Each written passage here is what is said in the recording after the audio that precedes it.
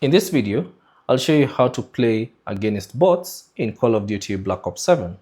Simply launch the game and select Black Ops 7 and you should get to this page, and then select multiplayer, and then all you have to do is select find a match and then scroll down and select private match. So choose that and then select create a private match, and then give it a few seconds for it to recognize you as the host. So give it a few seconds, and then once your name has appeared, all you have to do is select the plus icon next to whichever team you'd like to add bots to. So let's say if it's team 1, select the plus icon, and then you should see the option add bots.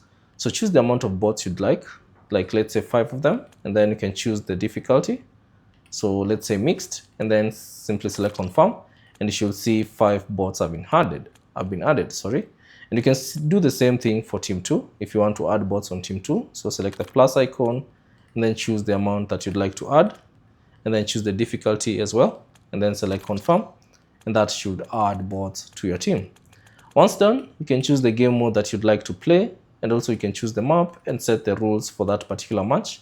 And once you've customized everything, you can simply start the match, and now you'll be playing against bots. Thanks for watching, and I'll see you on the next one.